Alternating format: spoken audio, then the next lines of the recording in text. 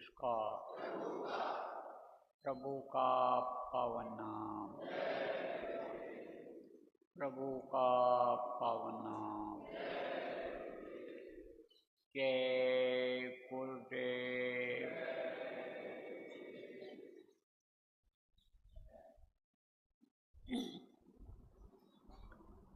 सतगुरु शांति वाले तुमको लाखों प्रणाम।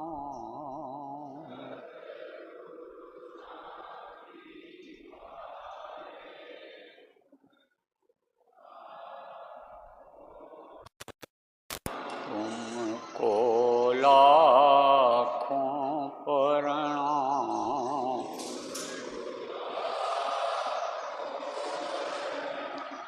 भक्तों के रखवाले तुमको लाखों प्रणाम।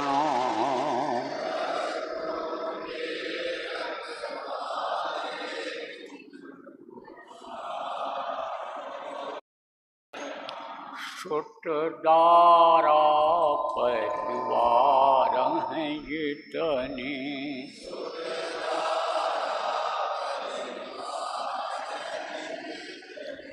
सबके प्रेम बटोर हैं सपने।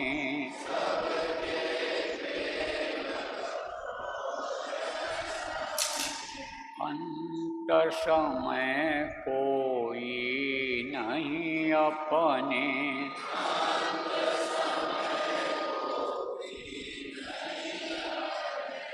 भव पार लगाने वाले तुमको लाखों प्रणाम।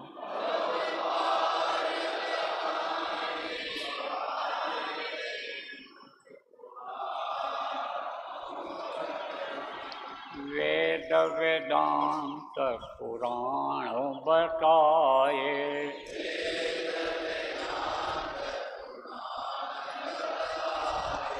सदाचार सत्संग गहाए।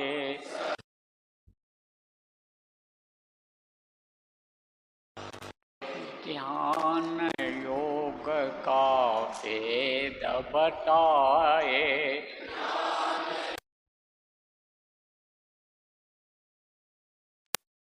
कोटि जगाने वाले तुमको लाखों प्रणाम।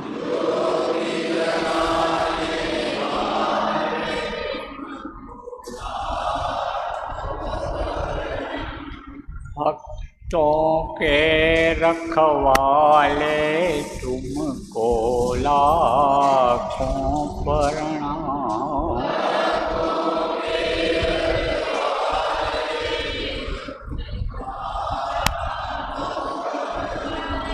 भक्तों पर हैं तुम्हारे लोचन,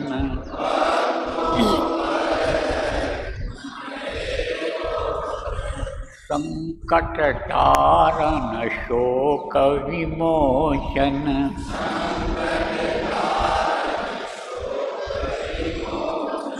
गुरु तुम ही पापों के मोचन।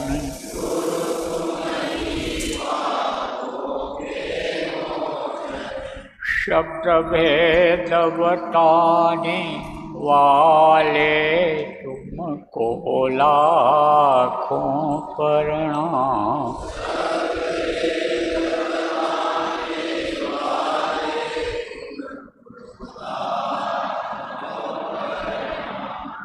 भक्तों के रखवाले तुमको लाखों प्रणाम।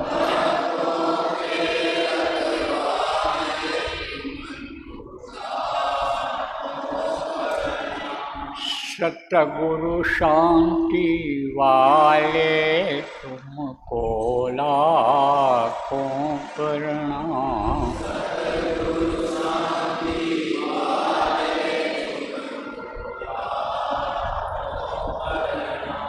तुमको लाखों प्रणाम।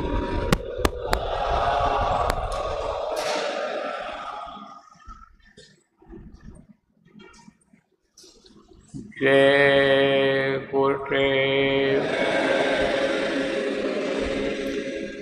सर्वसमर्थ सर्वत्र अस्मरणीय परम पूज्य गुरु जी महाराज, उपस्थित सभी साधक, सत्संगी, नामदानी, भाई बहन, बच्चे एवं बच्चे, आज 28 जून 2025 प्रातःकाल की बेला ठिकरिया आश्रम, जयपुर, राजस्थान की इस धरती पर अपने लोग 24 घंटे का अखंड साधना शिविर, जिसका नाम घाट की साधना रखा गया है, उसमें बैठने जा रहे हैं। घाट की साधना का मतलब क्या होता है? अभी तो जगह जगह पुल बन गए। पहले जब पुल नहीं था नदियों में तो नाव लगती थी। अब भी बड़ी बड़ी नदियां हैं, उनमें नाव लगती है। मल्लाह होते हैं उसके। नाव में बैठा करके एक जगह से दूसरी जगह पहुंचाते हैं, एक छोर से दूसरे छोर तक। तो वो जहाँ मल्लाह की नाव लगती है वो घाट कहलाता है। आवाज़ नहीं जा रही भाई? आवाज़ सुनाई पड़ रही आप लोगों को? अच्छा है, नहीं सुनाई पड़ रहा? नहीं, ये तो कह रहे हैं सुनाई पड़ रहा है। बोलो घर वालों को।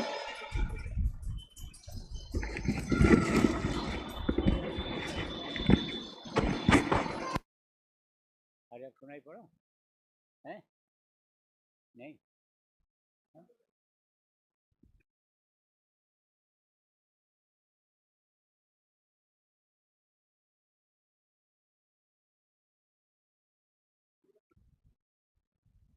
ये स्पीकर नहीं बोला, पास करके बोल रहे हैं, थोड़ा कम बोल रहा है, इसलिए मुझे ऐसा लग रहा है। सरकार पास करेंगे तो बोलेगा, हाँ बोलेगा सरकार, पास से बोलेंगे।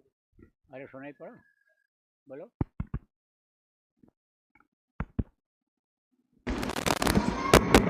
आओ, सुनाई पड़ा? अरे सुनाई पड़ा? पीछे वाले सब नीचे करो हाथ, इधर बच्चियों पीछे। ये तो घाट होता है। तो यह घाट है। कौन सा घाट है? यह साधना शिविर जो जगह जगह पर लगाई गई है, यह है घाट। पीछे 4 साधना शिविर लगाई जा चुकी है और यह 5वीं है। संकल्प था कि गुरु पूर्णिमा से पहले 5 साधना शिविर लग जाए जगह जगह पर। तो शुरुआत में कम लगी, उसके बाद दूसरे में उससे ज़्यादा, तीसरे में ज़्यादा, चौथे 5वें में बहुत लग रही है। जगह जगह पर लगा रहे हैं लोग। क्यों लगा रहे हैं? क्योंकि लगाने का और उसमें बैठने का फ़ायदा उनको दिखाई पड़ रहा है, सबको मालूम हो रहा है।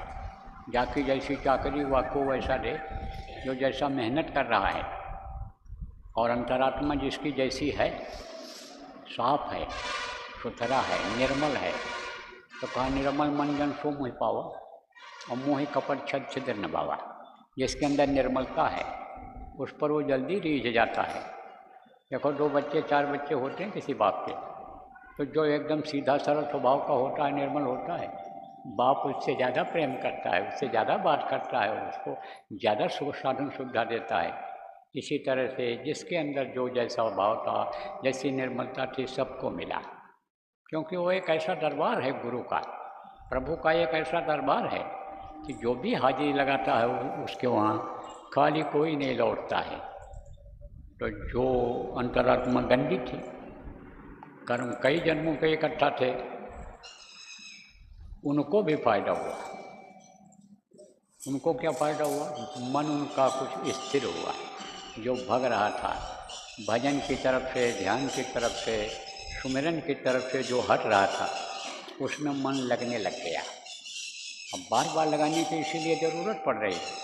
एक बार मन लग गया तो फिर लगेगा नहीं। अगर बार बार बैठेगा आदमी, लगेगा। कर्म कटेंगे उससे, क्योंकि कर्मों का काटना बहुत ज़रूरी है। कर्म अगर नहीं कटेंगे तो आदमी को कर्मों की सज़ा भोगनी पड़ेगी। ये जो बीमारी तकलीफ़ें तरह तरह का टेंशन आ रहा है, ये सब कर्मों की वजह से ही है। तो यह कहने से नहीं होता है, करने से होता है। डॉक्टर के पास जाओ, बहुत रो, बहुत कुछ कहो, लेकिन दवा जो बतावे उसको न करो, न खाओ, तो कैसे रोग जाएगा, तकलीफ़ कैसे जाएगी।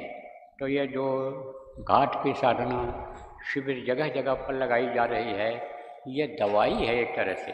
किस चीज़ की दवाई है? यही जो परेशानियां घर गृहस्थी में हैं, यही जो शरीर में तकलीफ़ है, कष्ट है, उसकी समझ लो कि यह दवाई है। इसके साथ ही साथ आत्मा के कल्याण का ये जो है एक सीधा सरल रास्ता है इस समय पर कलयुग में। सुरत शब्द योग सबसे सरल रास्ता है। सुरत को, इस जीवात्मा को शब्द के साथ जोड़ना है, तो वो घाट अलग है। कौन सा? अंदर का घाट, जहाँ से भवसागर पार होना है। भवसागर आपको बताया गया है, जहाँ ये डूब डूब करा रहे हो, हंस रहे हो, रो रहे हो, खा रहे हो, टट्टी पेशाब कर रहे हो, रोज़ कमाओ, रोज़ खाओ, रोज़ टट्टी पेशाब करने जाओ, बच्चा पैदा करो, नाती पोता पैदा करो, पढ़ाओ लिखाओ, मार खाओ, उनका ताड़ना सहो, यही है भवसागर। जहाँ मरने की पीड़ा बर्दाश्त करनी पड़ती है, जहाँ पर जन्मने की पीड़ा बर्दाश्त करनी पड़ती है, वही है भवसागर। तो इससे जब तक पार नहीं होगे, इस छुटकारा नहीं पाओगे, तब तक जन्मना मरना पड़ेगा, यहीं बार बार आना पड़ेगा। तो वो घाट कहाँ है? अंतर में, इन्हीं दोनों आँखों के बीच में घाट है। अगर वहाँ बैठ जाए ये जीवात्मा, तो वहाँ से सीधे उधर की तरफ निकल जाएगी। जैसे कोई घर से चल करके घाट पर पहुँच जाए और मल्लाह कहे नाव लगी है, बैठ जाओ, हम तुमको पार कर देते हैं। ऐसे गुरु वहाँ बैठे हुए हैं, इंतज़ार कर रहे हैं कि तुम इधर से आओ और वहाँ पर पहुँचो और मैं तुमको उस पार कर दूँ। आप कहाँ से? अभी तो आपको बताया कि आप घर से चल करके यहाँ पर आए हो इस घाट पर, और यहाँ पर ध्यान लगाओगे, यहाँ पर आप बैठोगे, यहाँ पर सुमिरन करोगे, यहाँ पर भजन करोगे, तो घर से निकल करके कुछ समय के लिए आप यहाँ पर आ गए हो, बैठे हो। तो ये तो इधर बाहर का घाट है। और अंदर का घाट यहाँ पर है। तो यहाँ कैसे पहुँचोगे? क्योंकि मन कहाँ लगा हुआ है? इससे नीचे, खाने में, देखने में, सुनने में, या पेट भरने में, और पेट में पड़ी गंदी चीज़ को पेशाब के रास्ते, लेट्रिन के रास्ते निकालने में मन इधर लगा हुआ है। लग जाता है कि नहीं लग जाता है? अरे पेशाब तेज लगी है, पेशाब करने जाना है, लेट्रिन के लिए तो जाना है, जोर पकड़ रहा है, तो मन लगा उधर नहीं लगा है। भूख लगी तो खाना है, प्यास लगी तो पानी पीना, मन उधर लगा है। अब इस वक्त पर कलयुग में इन दोनों चीज़ों में मन ज़्यादा लग गया है। किसमें? खाने में और इंद्रियों के भोग में। और इसी में जो है पाप बनने लग जाता है। दो ही चीज़ों में पाप ज़्यादा बनता है, खाने के चक्कर में, बॉडी बनाने के चक्कर में, और भोग के चक्कर में, बच्चा पैदा करने के चक्कर में। और बहुत से लोग तो दूसरे औरतों के साथ, दूसरे पुरुषों के साथ संपर्क करके बच्चा पैदा करने में लगा देते हैं अपने मन को। तो मन इधर लगा हुआ है, इधर से हटाने की ज़रूरत है। कब हटेगा? जब सूरत का खिंचाव होगा। सूरत किसको कहते हैं? जीवात्मा को कहते हैं। जीवात्मा यहाँ बैठी हुई है सबसे ऊँची शिखर पर, लेकिन यहाँ से वो दिखती है। वो यहाँ से जब दृष्टि को, दोनों आँखों को एक जगह पर टिकाते हैं,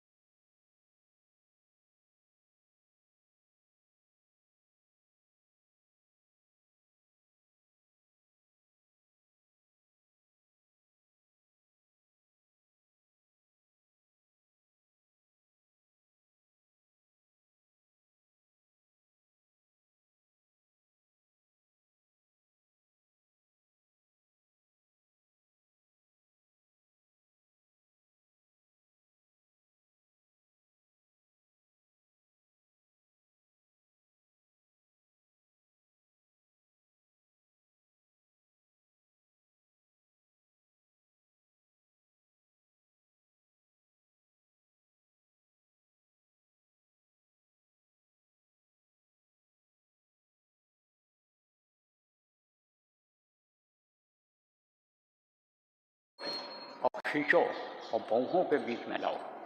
ये भौहें हैं, ये भौं है ना, ये इसके बीच में लाओ, यहाँ पर इसके बीच में लाओ और फिर धनुष को तोड़ो। तब उन्होंने सबसे पहले अपने अंदर का धनुष तोड़ा। यही जीवात्मा को खींच करके, और जब जीवात्मा ताकतवर हुई तो जैसे पानी ज़्यादा इकट्ठा हो जाता है जहाँ तहाँ जगह बनाता है, ऐसे जीवात्मा की ताकत जब खींच करके यहाँ पर आई, ताकत बढ़ गई, और बढ़ गई तो फोड़ दिया उसने। वो जो रुकावट थी उसको उन्होंने फोड़ दिया, ख़त्म कर दिया उसको। और फिर उसके बाद में तब उस दृष्टि से देखा, जो दिव्य दृष्टि थी गुरु की दया से, जो उनके अंदर खुली थी, गुरु की दया जिस पर जारी हुई थी, उस दृष्टि से जब देखा, वहाँ से तार जोड़ करके ऊपर से जब देखा उसको, किसको, शिव जी के धनुष को, तब छुअत उठावत कैंचत गाड़ी, कोई छोटे उठाते देखा ही नहीं, हर टूटा पड़ा हुआ है धनुष। प्रेमियों, इसी को धनुष कहा गया है, धनुष तोड़ना। अब इस साधना शिविर में आपको संकल्प बनाना चाहिए, गुरु से दया मांगनी चाहिए, क्योंकि बगैर गुरु के दया के भैया कुछ हो नहीं सकता है। यह पक्की बात आपको बता रहा हूँ, अनुभव वाली बात बता रहा हूँ कि बगैर गुरु के दया के कुछ हो नहीं सकता है। जो कुछ कहना गुरु से कहो, प्रार्थना करो, गुरु महाराज दया कर दो हमारे ऊपर और हमारे मन को रोक दो जो इधर लगा हुआ है, और जीवात्मा को हमारे यानी शक्ति को खींच करके यहाँ पर लाओ, और आपकी बार इसी साधना शिविर में पार होने का रास्ता हमारे लिए खोल दो, और इसी जीवन में हमको पार कर दो। दोबारा फिर दुख के संसार में हमको दुख झेलने के लिए ना आना पड़े।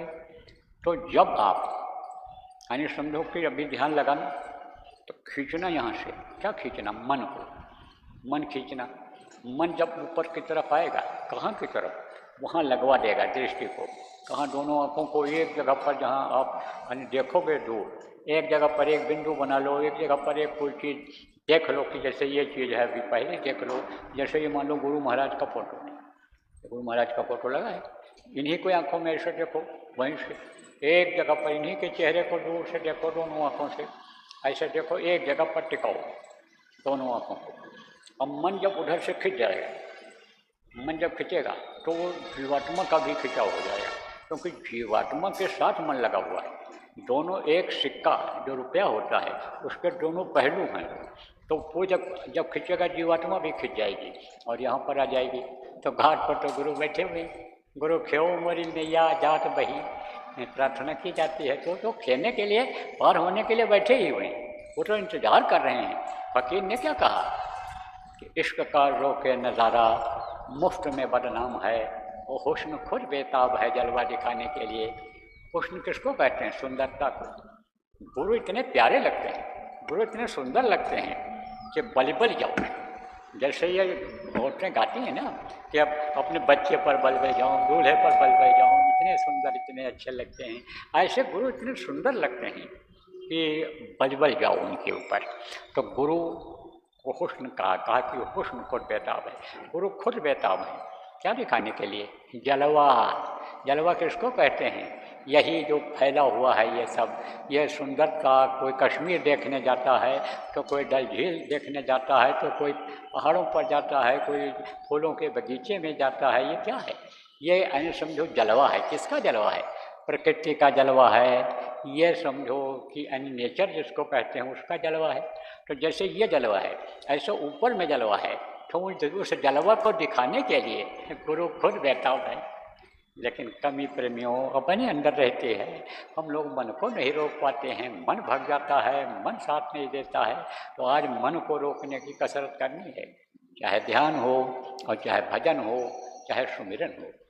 देखो सुमिरन किया जाता है, किसका सुमिरन किया जाता है, गुरु का सुमिरन किया जाता है। गुरु को सबसे पहले याद किया जाता है, उसके बाद 5 ये धनी हैं, 5 सीढ़ी समझ लो, 5 लोक हैं, एक के बाद दूसरा, दूसरे के बाद तीसरा, चौथा, ये सब लोक हैं। तो इधर से जाना रहता है। ये जीवात्मा कहाँ पड़ी है, ये मृत लोक में पड़ी है, इसके ऊपर में स्वर्ग वैकुंठ है। स्वर्ग में कौन रहते हैं? ये देवी और देवता रहते हैं। वैकुंठ है आगे ऊपर में, ये जो बड़े देवता हैं वो लोग रहते हैं। और फिर जो आपके ब्रह्मलोक है, पार ब्रह्मलोक है, ये सब लोक हैं। ये सीढ़ी है और उन लोकों के मालिक हैं। और नीचे से जब जाना हो ऊपर की तरफ, तो पहली सीढ़ी पर पैर रखोगे, दूसरे पर रखोगे, तीसरे पर रखोगे, 5 मंजिला मकान पर आपको पहुंचना है। तो चाहे लिफ्ट से जाओ तो लिफ्ट पहले 1 नंबर पर पहुंचेगी, और चाहे सीढ़ी से जाओ पहले 1 नंबर पर पहुंचोगे, फिर दूसरे मंजिल पर जाओगे, तीसरे पर जाओगे, चौथे पर जाओगे, 25 जाओगे। और मान लो सीढ़ी बंद है दूसरे नंबर की, दरवाज़ा बंद है, तो कैसे जाओगे आप तीसरे नंबर पर? उसका बंद है तीसरे का, तो चौथे 25 कैसे जाओगे? तो ऐसे ही आप ये समझो कि ये दरवाज़ा जब बंद कर लेंगे तब आपको जाने देंगे? दरवाज़ा बंद है तो बंद है। इसीलिए तो समर्थ गुरु की तलाश की जाती है। गुरु महाराज को तो अपने लोगों ने इसीलिए खोजा कि जो सहस्त्रों कला लेकर के आए, हजारों कला, लाखों कला लेकर के इस धरती पर आए थे गुरु महाराज, और अब भी दया कर रहे हैं, मौजूद हैं, कहीं गए हैं। अब यह है कि पहले इस धरती पर डोलते थे, चलते फिरते थे, काम करते थे जीवों का। अब ऊपर रह कर के वो धरातल, वो धरती ऊपर में है, वहाँ से काम कर रहे हैं। तो इसीलिए तो खोजा गया। गुरु महाराज को अपने लोगों ने इसीलिए खोजा कि समर्थ का हाथ पकड़ो। समर्थ को नहीं दोष को साईं कहा गया, उनका हाथ पकड़ोगे तो दोष नहीं लगेगा, वो तो माफ़ करेंगे गलती, और वो संभाल भी करेंगे, बताएंगे भी, समझाएंगे, डांट फटकार भी लगाते हैं, खूब लगाते हैं, ऐसा लगाते हैं कि आंसू निकल आता है, लेकिन टूटने नहीं देते हैं। गोर कुम्हार शिष कुंभ है, गढ़ गढ़ लागे, गढ़ गढ़ काढ़े खोर, अंतर हाथ सराह कर बाहर मारे चोट। कुम्हार घड़ा बनाता है, गर्मी में पानी रख लो ठंडा हो जाता है घड़े में, तो कुम्हार जब घड़ा बनाता है तो ठोक पीट करके सुंदर सुडोल बनाता है। तो ठोकने पीटने में घड़ा टूट जाए, इसके लिए अंदर से हाथ लगाए रहता है कि घड़ा टूटे ही ना। तो गुरु अंदर से हाथ लगाए रहते हैं। तो मैं आपको बता रहा था कि समर्थ का हाथ इसीलिए पकड़ा गया है कि समर्थ के साथ जब ये जीवात्मा चलेगी और मालूम हो जाएगा कि ये आ रहे हैं, तो फटाफट दरवाज़ा खुलेगा। जैसे कोई बादशाह किसी किला के अंदर जाने लग जाए, तो किला में कई दरवाजे होते हैं, और बादशाह जब आने लगेगा तो फटाफट सारे दरवाजे जो दरबारी होंगे खोल देंगे। इसी तरह से समझ लो कि गुरु की दया जब हमारे आपके ऊपर हो जाएगी, गुरु ले जाना जब प्रेमियों चाहेंगे, तो ये सब दरवाज़ा खोल देंगे। लेकिन गुरु भी मर्यादा में रहते हैं। गुरु तद्रूप होते हैं। किसके तद्रूप होते हैं? सत्पुरुष के। सत्पुरुष की आलसी संतन की ही दें, और लखना चाहो अलग को तो इन्हीं में लख ले। कहा गया कि अलग है जिसको लोगों ने कहा नहीं देखा जा सकता है इन बाहरी आंखों से, उनको अगर देखना चाहते हो तो गुरु में देखो, गुरु का चरण पकड़ करके देखो, घंटर में गुरु का चरण पकड़ा दो इस जीवात्मा, फिर उनका जलवा देखो, उनसे प्रेम हो जाए। इश्क किसको कहते हैं? इश्क प्रेम को कहते हैं। उनसे जब प्रेम हो जाएगा तो मैं तो प्रेम का प्यारा हूँ कहते हैं। तो आप ये समझो कि गुरु से जब इश्क हो जाएगा, प्रेम जब हो जाएगा, और गुरु की दया जब हो जाएगी, और गुरु ले जाना जब चाहेंगे, तो अपने आप वो दरवाजे खुलते चले जाएंगे। लेकिन मैं आपको बता रहा था कि वो भी मर्यादा में रहते हैं। देखो, कोई चीज़ आप किसी को दे देते हो कि लो ये तुमको हमने दे दिया, ले जाओ ये तुम्हारी चीज़ है, तो वापस मांगते हो? नहीं मांगते हो। कहते दे दिया तो अब क्या मांगे, वापस दे दिया जाओ। तो जब दे दिया हूँ तो अब वो मर्यादा में बच गए। तो ये जो दे दिया जीवों को उन्होंने, तद्रूप जो यानी समझो जो सत्पुरुष थे, आप जो पुराने लोग हो सत्संग सुनते रहते हो, आपको मालूम है कि जीवों को उन्हें दे दिया, काल भगवान ईश्वर को जाओ, ये तो मर्यादा में आ गए हो। अब उन्हीं का पावर लेकर के सदगुरु आते हैं। गुरु महाराज उन्हीं का पावर लेकर के आए थे, तो मर्यादा में बंधे हुए थे। इसीलिए जितने भी संत आए हैं सब मर्यादा में रहे हैं, और जितने भी संत आए हैं सब लोगों ने सुमिरन करवाया है। सुमिरन किसको कहते हैं? माला जपने को, जाप को सुमिरन नहीं कहते हैं। सुमिरन कहते हैं कि जिसके नाम को लो, गुरु जिनको नाम को बताते हैं उन नामों को भजो। भजो मतलब जपो, आप ये समझो, उसको जपो। पढ़ते हैं ना प्रार्थना में, मन तो भजो गुरु का नाम। गुरु का वो नाम नहीं जो उनके शरीर का नाम उनके परिजनों ने, माता पिता ने रखा, वो नाम नहीं। शरीर का नाम कुछ न कुछ रखते हैं माता पिता जब बच्चे पैदा होते हैं, तो वो नाम नहीं, जो गुरु नाम देते हैं। ये जो ध्वन्यात्मक नाम हमको आपको 5 नाम मिला प्रेमियों, उसको भजो, उसको उन नामों को याद करो। और सुमेरे रूप नाम बिन देखे, उनको देखे नहीं हो। और अगर देखे नहीं हो महापुरुष को, कोई भी हुआ, बहुत से लोग देखो सत्संगी भी पुराने रीति रिवाज में फंसे रहते हैं। तो मान लो कोई राम का भक्त हो गया, कोई कृष्ण का भक्त रहा है, बाद में नाम डाल लिया, तो भी वो हरे कृष्ण हरे राम राम राम राम राम जपता रहता है। लेकिन उनको देखा नहीं आपने, तो जब देखा नहीं उनको आपने, तब आप समझो कैसे ये मानोगे कि हम इनको देख पाएंगे। इसीलिए देखो कहा गया है महापुरुष बहुत जानकार होते हैं और वो रास्ता निकाल लेते हैं, सपूत होते हैं। कहा लेक लेक कायर चले, लेके चलें कपूत, और लेक छाड़ तीनों चले, शायर सिंह सपूत। तो सपूत होते हैं, वो नया रास्ता निकाल देते हैं, पगडंडी निकाल देते हैं। तो आप ये समझो प्रेमियों कि नाम को जपाने के लिए, यानी समझो कि सुमिरन उन्होंने चालू किया, तो सुमिरन में क्या है कि जिनके नाम को लो उनके रूप को याद करो। अब कहोगे रूप तो हमने देखा नहीं उनको किस तरह के हैं। तो जो चीज़ें एक जैसी हैं, जब से यह धरती बनी है, जब से यह आसमान बना है, जब से ये जीव जंतु बने हैं, जब से आदमी बना है, तब से एक ही तरह की है। उदाहरण के तौर पर आपको बताती हूँ, देखो धरती में कड़ापन है, धरती में उपजाऊ शक्ति है, धरती में नमी है, कम ज़्यादा भले हो। सूरज है, सूरज की रोशनी कम हो, सुबह निकलता है बहुत कम, फिर बरसा जाता है, कम ज़्यादा भले हो, लेकिन सूरज एक जैसा है, चंद्रमा एक जैसा है, तारे एक जैसे हैं, उनमें बदलाव नहीं होता है, उनमें कोई बदलाव नहीं होता है। तो आपको इस बात को समझना चाहिए, जितने भी सत्संगी नामदानी हो, कि नाम और रूप दोनों गुरु महाराज ने बताया हमको आपको कि इनका यह नाम है और इनका यह रूप है। तो वो तभी खुश होंगे जब उनको आप याद करोगे, क्योंकि बेटा जब याद करता है बाप को, पापा पापा पापा, तो सबसे ज़्यादा प्यार उस बच्चे से पिता को हो जाता है जब याद करता है। और याद करता है तभी वो देखते हैं उधर बच्चे की तरफ, नहीं तो बच्चे तो उनके सब हैं, खेलते खाते रहते हैं, इंतजाम सब कर देता है।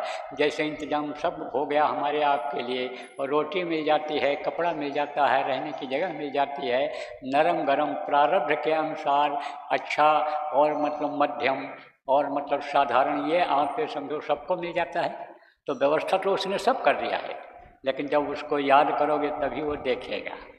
तो जिनके नाम को लेना है सुमिरन में, उनके रूप को याद करना है।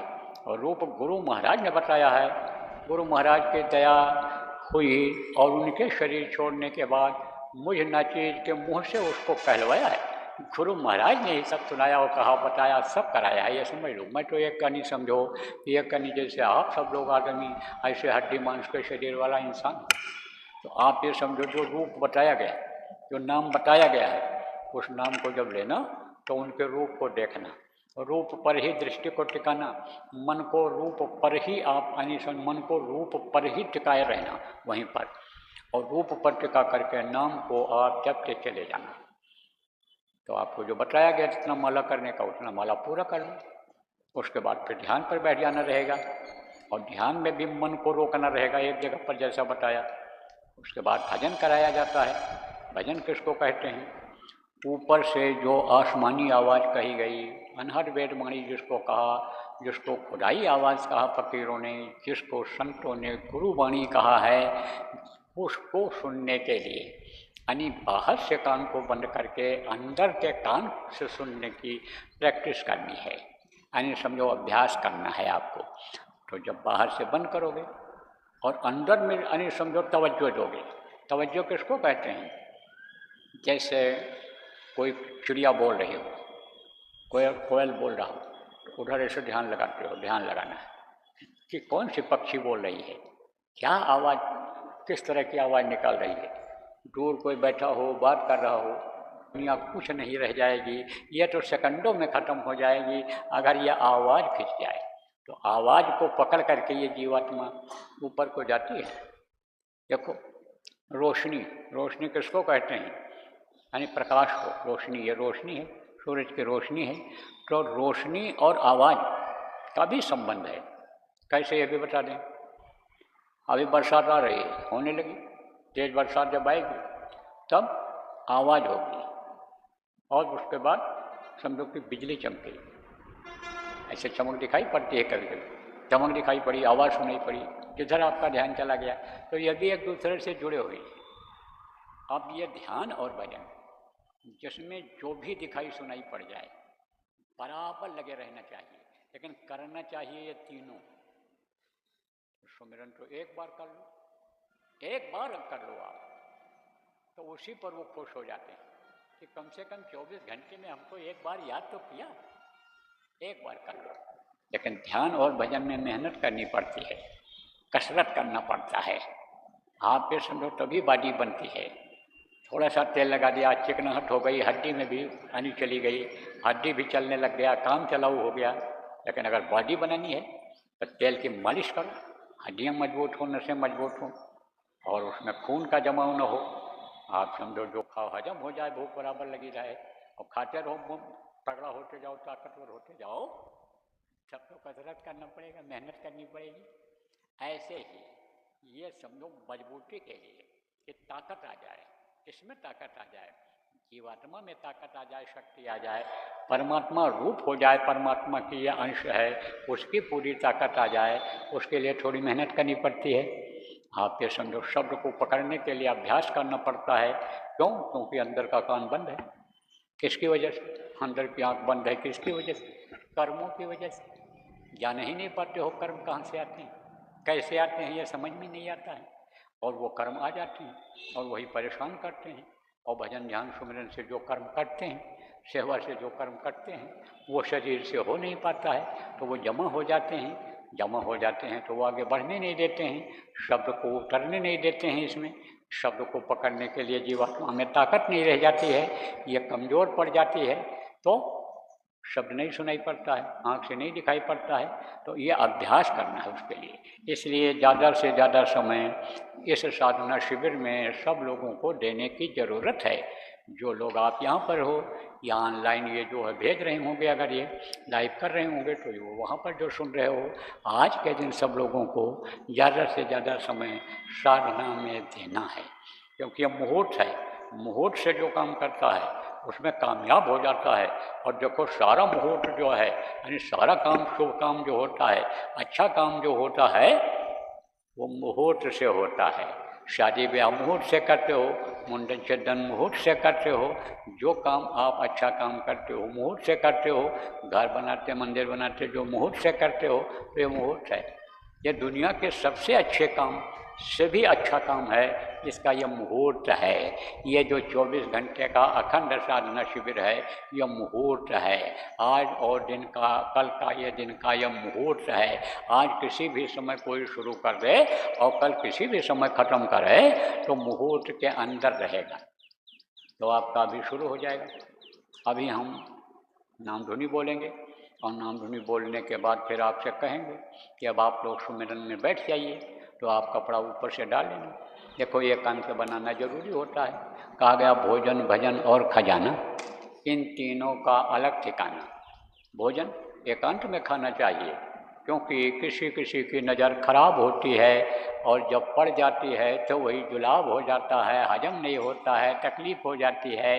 इसलिए भोजन एकांत में, और रुपया पैसा तो एकांत में आप रखते ही हो, बचा के रखते हो, चुरा के नहीं रखते हैं, बचा के रखते हैं एकांत में।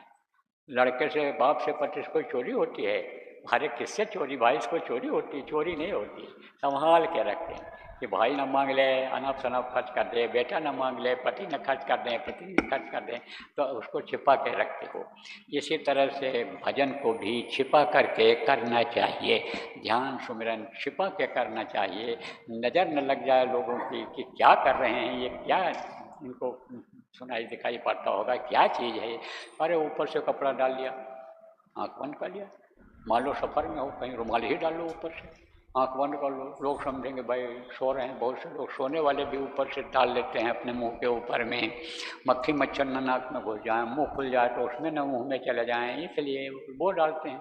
और आपको तो भजन करना है तो ऊपर से कोई कपड़ा डाल लिया करो, ठंडी हो तो कंबल ओढ़ लो, रजाई ओढ़ लो, और अगर मान लो ठंडी न हो, गर्मी है, पतला कपड़ा कोई डाल लो, मक्खी मच्छर भी नहीं परेशान करेंगे और कोई देखेगा भी नहीं। उसमें एकांत महसूस करोगे आप, आँख जब बंद कर लोगे तब एकांत महसूस करोगे। जब ओढ़े रहोगे मालूम पड़ेगा जैसे कमरे में एकांत में बैठे, तो ऊपर से कुछ डाल लेना जो भी हो आपके पास यहाँ लाए हो, और फिर अन्य सुमिरन करना जो बताया गया तरीका। सुमिरन जब पूरा हो जाएगा तब ध्यान लगाना, भजन करना, फिर दोबारा करने की जरूरत नहीं पड़ेगी सुमिरन। एक बार जैसे मान लो आपने किया 1.5 घंटा 2 घंटा जितना भी समय आप बैठ सको बैठो, और उसके बाद मान लो पानी के लिए जाना है, पेशाब के लिए जाना है, करियो, भूख लगी है कुछ डाल लो अंदर पेट में और आकर के फिर बैठ जाओ, तब फिर सुमिरन नहीं करना है, फिर ध्यान करो या भजन करो। कल समापन तक फिर जब बैठो तो सुमिरन की जरूरत नहीं है, उसके बाद में कर लो। रोज करने की आदत है तो उसके बाद में कर लो। तो इस तरह से सुमिरन केवल आज एक ही बार करेंगे 24 घंटे में, और ध्यान और भजन खूब करना है। अब जैसा मैंने बताया कि संपुट लगा दिया जाता है, इसको संपुट कहा जाता है कि गुरु का ध्यान करो, फिर धनियों का नाम लो, उनका ध्यान करो, और फिर उसके बाद गुरु को प्रणाम करके और फिर सुमिरन करो। इसी तरह से जब भी ध्यान में बैठना हो, जब भी भजन में बैठना हो, तो इस तरह से ध्यान लगा करके उनका प्रणाम करके फिर बैठा करो।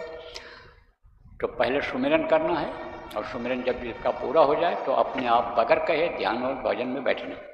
अब 24 घंटे के लिए कोई कुछ नहीं बोलेगा, लाउड स्पीकर ये बंद हो जाएगा, और यहाँ भी कोई किसी से कुछ बोलेगा नहीं। आपको उठना है तो चुपचाप उठो, चले जाओ। दूरी बना के बैठा जाता है इसीलिए कि किसी को धक्का न लग जाए, किसी को बाधा न पड़ जाए भजन ध्यान में। छोटे बच्चे वाली जो औरतें हैं, बच्चे रो देते हैं, वो अगर मान लो आती भी हैं, भाई आ भी गई हैं, तो उधर कहीं बैठा दो, फिर रोवे तो उन्हीं को डिस्टर्ब हो, और नहीं तो आप तो समझो कि घरों में अपने अपने लोग कर लें। साधना शिविर में बाधा नहीं पड़नी चाहिए, किसी के द्वारा बाधा नहीं पड़नी चाहिए, नहीं तो समझो ये कि उसके परमार्थ में बाधक बनेगा तो वो ठीक नहीं रहेगा।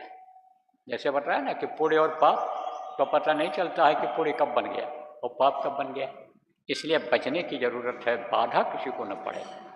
तो अभी मैं नाम ध्वनि बोलूँगा, और उसके बाद में नाम ध्वनि बोलने के बाद मैं कहूँगा जब कि अब सुमिरन पर बैठ जाओ, तो कपड़ा डाल के बैठ जाना, सुमिरन करना, ध्यान भजन करना, और फिर हम भी जब तक गुरु महाराज दया मोल होगी, शरीर साथ देगा, तब तक बैठेंगे, नहीं हम भी आते जाते रहेंगे।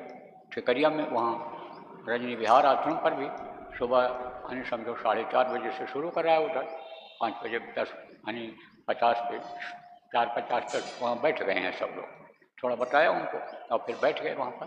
वहाँ भी उनसे कहा था हम यहाँ भी आकर बैठेंगे सबके साथ, तो हम तो आते जाते रहेंगे, आप तो बराबर बैठो।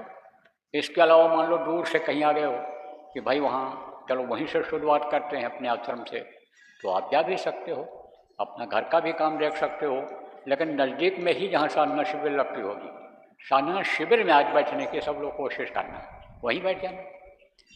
जय गुरुदेव, जय गुरुदेव, जय गुरुदेव,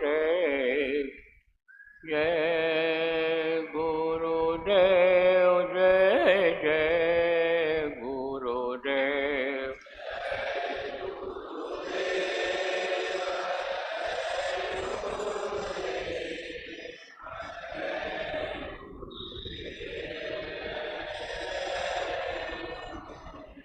जय गुरुदेव, जय गुरुदेव, जय गुरुदेव, जय जय गुरुदेव।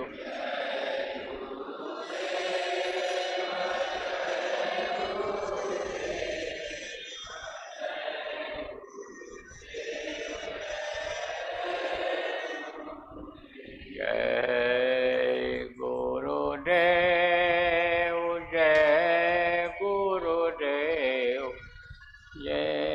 गुरुदेव जय जय गुरुदेव।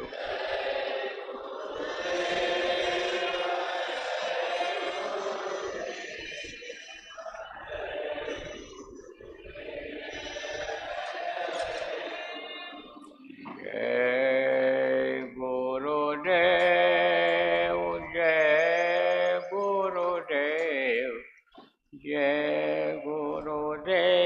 जय जय गुरुदेव।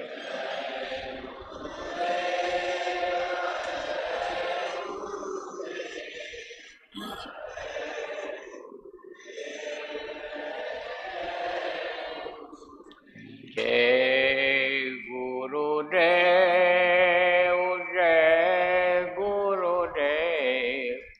जय गुरुदेव जय जय गुरुदेव।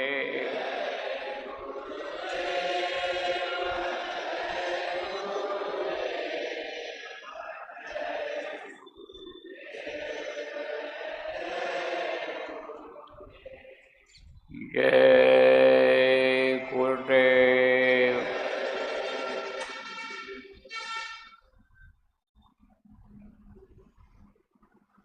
अब आप सब लोग कपड़ा डाल लीजिए ऊपर से और सुमिरन पर बैठ जाइए माला निकाल कर, और फिर ध्यान भजन अपने हिसाब से करिएगा। बोलो जय गुरुदेव।